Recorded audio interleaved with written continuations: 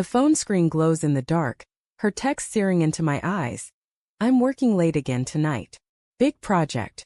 The words sit there, cold and familiar, the 5th time this month. My thumb hovers over the keyboard but no reply comes. The apartment is silent except for the hum of the fridge, a low drone that fills the space where her voice should be. I sit on the edge of the couch, the worn fabric rough under my palms, staring at the coffee table where her half-empty mug from this morning still sits. Lipstick stains the rim, a faint pink crescent. I want to believe her. I always want to believe her. But the air feels heavy, like it's pressing the truth into my chest, and I can't breathe past it. The clock ticks past 8 p.m. The city outside our window hums with life, car horns, distant laughter. But inside, it's just me and the weight of her absence. I picture her at the office, hunched over her laptop, her dark hair falling over one shoulder as she types furiously. That's what she'd want me to see. But my mind betrays me, conjuring other images. Her phone angled away from me last night, her quick smile when I asked who she was texting, the way she said, "Just work stuff. Too fast, too light."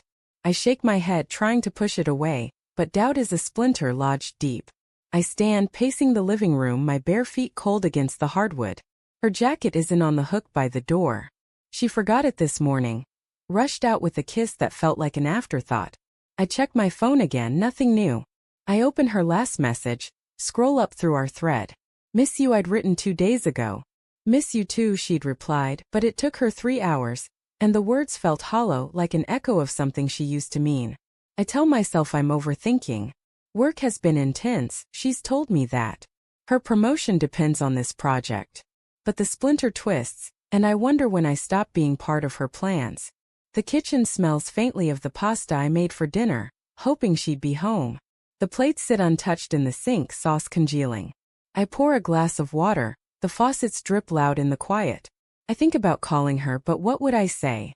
"Are you really at the office?" The question feels like a betrayal, but so does her absence. I set the glass down too hard, and water sloshes onto the counter. My reflection in the window looks like a stranger, tired eyes, clenched jaw, a man unraveling. I sit back down, open my laptop and stare at my own work. Emails unanswered, deadlines looming. But my focus drifts to her. I think of the early days when late nights meant takeout on the floor, laughing until we couldn't breathe. She'd rest her head on my shoulder, her fingers tracing lazy circles on my arm. Now her touch feels like a memory I might have invented. I open a browser, my fingers hesitating before typing her company's name. Maybe I'll check their site, see if there's some big project I missed. But instead I find myself on her coworker's social media, Mark, the one she mentions too often, with a laugh that doesn't reach her eyes. His profile is public and there's a photo from tonight.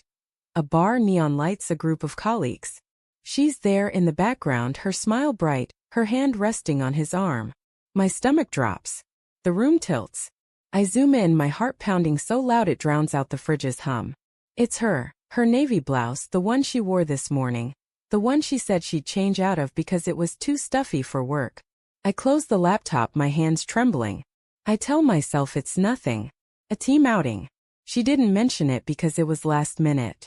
But the splinter is a knife now, and it's cutting deeper. I grab my phone, type a text. "How's work going?"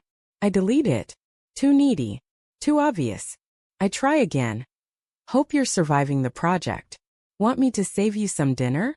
I hit send before I can overthink it. The message sits there, delivered but unread. I stare at it, willing those 2 blue ticks to appear, but they don't. The silence is louder than ever. I walk to the bedroom, the air cooler here, the bed unmade from this morning. Her side is a tangle of sheets, a reminder of how she rushed out, promising to be home by 7. I open her nightstand drawer. Not sure what I'm looking for. Receipts, a hair tie, a half-read book.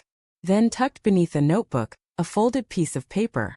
My fingers hesitate, guilt prickling my skin, but I unfold it. It's a note, handwritten, not in her handwriting. "Meet me at 7. Same place. M." My breath catches. The paper trembles in my hand. I tell myself it's work-related, a reminder from Mark about a meeting. But the words feel intimate, secretive, like they weren't meant for me to see. I sink onto the bed, the note crumpled in my fist. Memories flood in, her late nights, her distracted glances, the way she's been pulling away, So subtle I convinced myself it was stress. I think of the times I ignored the signs, told myself love means trust, means not asking questions. But love shouldn't feel like this, like a house built on sand, ready to collapse. My phone buzzes. Her name lights up the screen and my heart leaps then sinks. Hey, sorry, crazy night. I'll be home soon. No mention of the bar, no mention of Mark. I stare at the words, each one a tiny cut. I want to confront her, to demand the truth, but the thought of her lying, or worse, admitting it, terrifies me. I type okay, love you and hit send. The words feel like a plea, a last attempt to hold on to what we had. I lie back, staring at the ceiling, the note still in my hand. The apartment feels smaller, the walls closing in. I imagine her walking through the door, her smile bright but guarded, her excuses ready.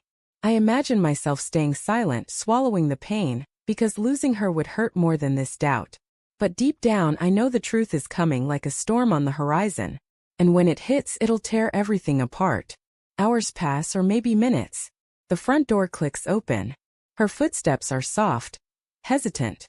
Hey, she calls, her voice warm but strained. I don't answer. I can't. The note burns in my hand, and the weight of her lie presses against my chest. She steps into the bedroom, her silhouette framed in the doorway, and for a moment I see the woman I love. But then I see the truth in her eyes. Guilt, fear, and something else I can't name. You okay? She asks, her voice barely above a whisper. I hold up the note, my hand steady despite the chaos inside. Her face changes just for a second, but it's enough. The splinter becomes a wound, and I know nothing will ever be the same.